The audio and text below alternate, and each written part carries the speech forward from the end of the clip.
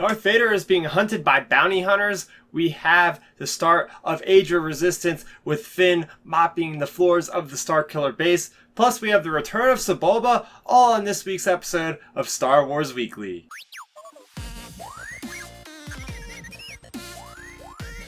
Hello fellow Star Wars fans, my name is Staraptor, and if you're looking for the latest in Star Wars comics, novels, TV series, and more, then you're in the right place because every single week I talk about all the latest in Star Wars. This week is a pretty big week. We have 3 comics, 2 by Marvel, 1 by IDW. Let's start off with the first of a brand new series. This is Target Vader. So, as you can tell by the cover, this is focusing on this character brought in from Legends. His name is Valence, and he was first brought into the canon with Robbie Thompson, who is also the writer on this, as well as Imperial Cadet. He was brought into that with Han Solo, and he was gravely wounded, and he was basically turned into a cyborg to live, and now he has gone out of the Empire, turned to his bounty hunter ways, and that's where we set up for this. So jumping into the story of this issue, we have this gun running operation called the Hidden Hand. They are very hard to get a hold of. Darth Vader is hunting them down because they are supposedly giving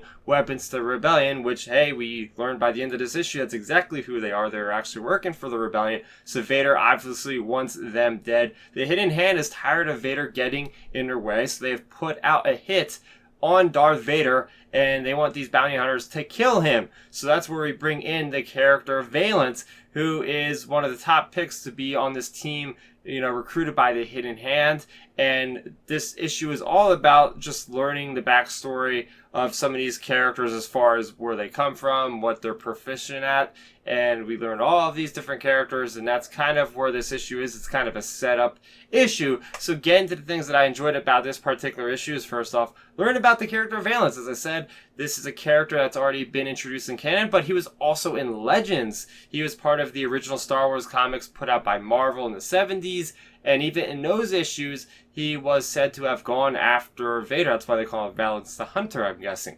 So we have Valence in a canon story, and he kicks some serious ass. Like, this guy, he is part of the Bounty Hunter Guild, which is really cool because they've been bringing that terminology a lot in because they're getting ready for the Mandalorian series, which also has a Bounty Hunter Guild. And this Bounty Hunter Guild, by the way, was mentioned in Boba Fett issue number 1 from the Age of Rebellion series. So we learn a little bit about this character, about how he doesn't abide by the laws of this Bounty Hunter Guild. There's this morality, there's this ethic, code that is instilled in these bounty hunters, and, well, he doesn't care. He's just taking all the money, all the bounties he can, and we see him on level 1313 on Coruscant, one of my favorite locations in Star Wars, and he is kicking the crap out of all these bounty hunters that are trying to jump him. And it's at that point that he learns about this dealing where this guy's going to pay him a lot of money to join in with these other bounty hunters. So we see Valence really showing his combat prowess and actually taking on all these bounty hunters. What I really enjoyed about this character is his left hand. I'm pretty sure it's just his left hand that can actually power up and fire a blast of energy. Now remember, this guy is a cyborg, and what's really funny is he reminds me a little bit of the Terminator with his face, as well as Cable from, Deadpool, Cable, all those comics. He really reminds me of that guy. But yeah, he's just brutal. He's awesome. I like his no-nonsense attitude. I'm very much looking forward to see where he goes in the future. I love this colorful cast of characters that is brought to us in this story. It reminds me a lot of the Darth Maul mini-series, where he also is part of a bounty hunter team. So in this one, we have a female Gamorrean guard, which I've never seen before. We also have an Ardinian, similar to the character in Solo. We also have what looks like a Tusken Raider female that is a sniper specialist. That's really cool. You also have this droid that doesn't last more than a couple pages because we find out that he's wanted by the Hutts. Valence is smart enough to realize this guy's going to screw our mission up because the Hutts are going to come after us. So he ends up just blasting this droid and killing him right off the bat. Most of all, we have Dengar. So we actually have Dengar. I know a lot of the community, half people hate Dengar, half love him. I'm in the crowd that loves this character. I don't know about the statistics on that. Just some people just don't like Dengar. I've always liked the character, so I'm very ready to see more about Dengar, what he's doing. We're not really sure on the timeline of this. I'm thinking, of course, it's still probably before the events of A New Hope.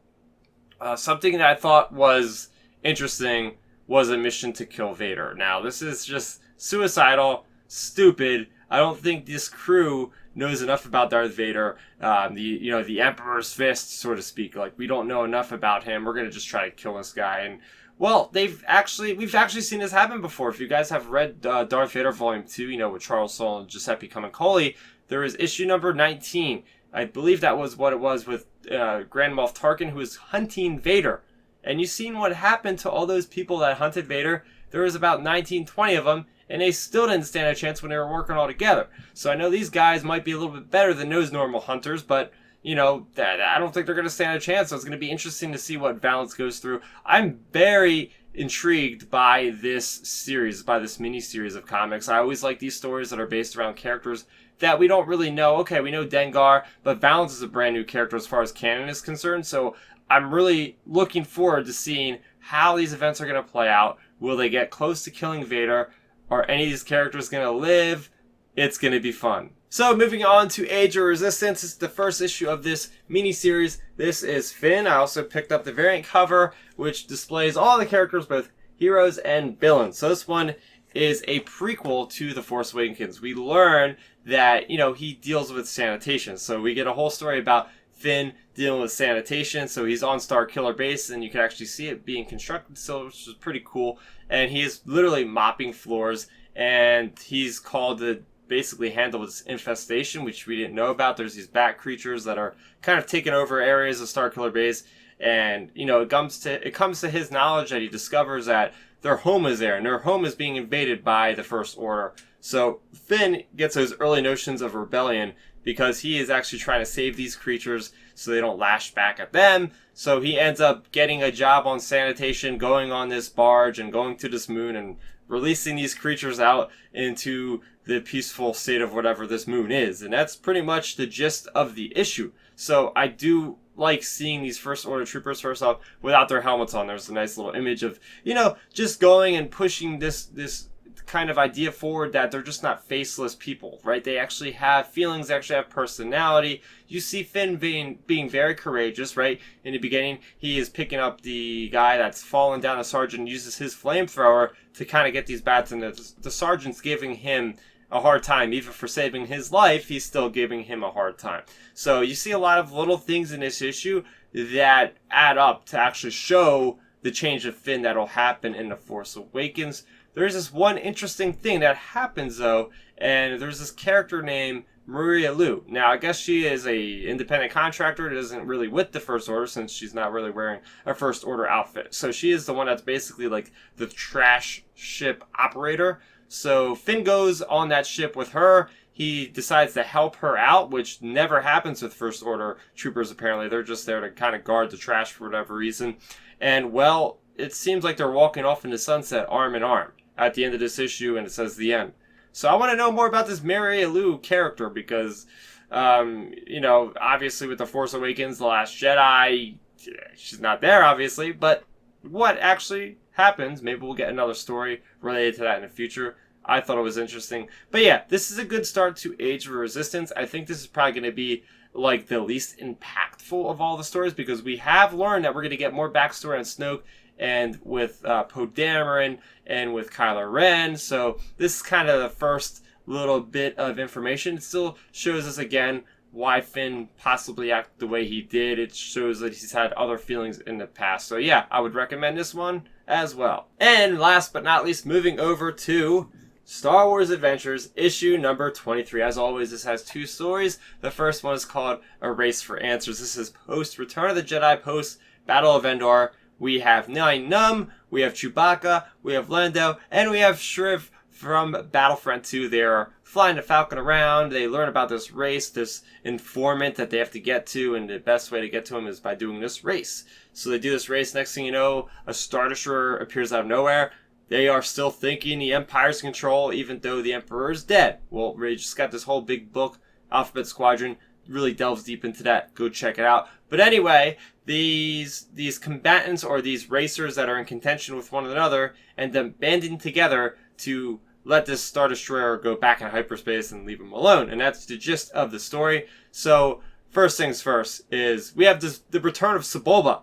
Yes, the return of Sebulba from Star Wars Episode 1 The Phantom Menace. If I'm doing my math correctly, I think it's almost about 40 years at this point in time since we last seen Sebulba. So it's a big deal because he's flying this like TIE fighter pod racer, and he's still kind of a jerk. I'll be honest, he doesn't want to really help anybody, but he is eventually convinced for Lando to get this information from him that he needs for the rebellion or maybe the New Republic at this point in time. So that was really cool, really digging deep into the lexicon of Star Wars to pull out this character that I've never even thought about, like where he would be at this state of time.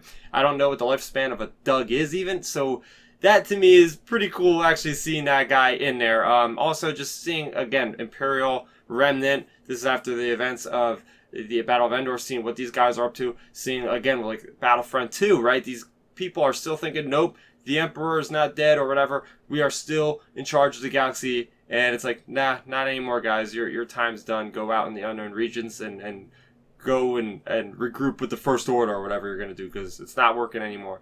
All right, so the next one we had was a Bib Fortuna story. This one is called Major Domo, Major Problems. So this story in a nutshell is all about Bib Fortuna and why he is so valuable to Jabba the Hutt. It shows Jabba the Hutt just being ruthless with his time and not even giving the guy a 10-minute break. It's even his birthday and Jabba's saying, screw it, you gotta work all night on this different document now. After you get done with that, oh, can I have a 10-minute break? No, now you gotta do this. Now you gotta do that. Now you gotta go with these guys, this courier, you have to get these munitions, you have to get these speeder bikes. So it shows that really Jabba is not the one in power, because it seems like Bib Fortuna is doing all the work right here. He's doing all the heavy lifting for Jabba. It even goes to the point where he goes and gets sick, and now Jabba's like, what do I do? And he has to hire all these guys, and they all get killed. He's all throwing them to the Rancor, or throwing them to the Sarlacc pit, and through that he learns the importance of Bib Fortuna and actually sees that, okay, I have to maybe treat this guy more fairly. Maybe I'll give him a 10-minute break. Maybe I can even give him a birthday present. We'll see. So that is the story in a nutshell. There's not a whole lot to glean from this other than Bib Fortuna is pretty badass with a blaster, and, well, he's a damn good worker. And moving over to my question of the week, this comes to me on Twitter from James M., the Crazy Gamer Historian, 1999, at Robin McCormick, at StarRaptor, hashtag Star Wars Weekly. Out of all the Legends elements to make it into the canon, which is your favorite Legend element to be canonized? And that is going to be Grand Admiral Thrawn. So I was over the moon when they announced this back at Celebration London that he was going to be in Star Wars Rebels, and they have since released 2 full-fledged novels, with the 3rd one coming at the end of this month. And what's brilliant about all this is Timothy Zahn has managed to not like step on his own toes for recanonizing certain aspects. Like, he's actually gone into areas that we haven't seen fleshed out in Thrawn's career and gone ahead and done that. So he's not, actually going and making a new story for Thrawn. So like all this stuff could fit with what Thrawn has done in the past. I feel like Rebels has done a great job of showing the prowess, the tactician of Thrawn, and as well as these novels have done a great job in expanding the universe of Star Wars as far as with Thrawn alliances going into the unknown regions, learning about these Grysk creatures and all this other stuff, and just learning about how Thrawn rose to the ranks of the Imperials, who are very xenophobic and they don't like any kind of other alien races or species in their ranks. And even though it's just his overall skill, his overall way of persuading, his overall way of moving through the ladder of the hierarchy of the Empire in ways that has never been seen before, and even gaining the appreciation of Emperor Palpatine himself, and even at one point working with Darth Vader, this guy is a legend. And, this is one of the first Legends things I ever consumed in Star Wars was the Thrawn trilogy. So I was thrilled to see this guy brought into canon. So, very simple answer for me, Grand Admiral Thrawn. If you guys want to get your questions answered by me on a future episode, it's very simple. You can get them sent to me in 2 ways, either by Twitter or YouTube, both using hashtag Star Wars Weekly. So next week, you guys can look forward to Star Wars issue number 68, which starts a new creative team, as well as Age of Resistance, Captain Phasma issue number 1. So what did you guys think of this week's new Star Wars releases? Especially we had 2 new series starting with Target Vader as well as Age of Resistance. Let's talk about all those in the comment section below. If you guys are new to the channel, I talk about Star Wars a heck of a lot, so make sure you go ahead and support the channel simply by subscribing. It's July 4th for all my American buddies, so drive safe, be well. That is going to do it for me, Star Raptor. Thank you so much for watching, and may the Force be with you always. Thanks for checking out the video. Please hit that thumbs up symbol. It helps me know that I'm making content that you guys enjoy. And if you enjoyed this video, I also include 2 videos down below you guys should check out. And please consider subscribing to this channel. It helps support me, and it notifies you guys of when I get new videos up on the channel. You can also contact me on Twitter, Facebook, and Instagram at Star Raptor.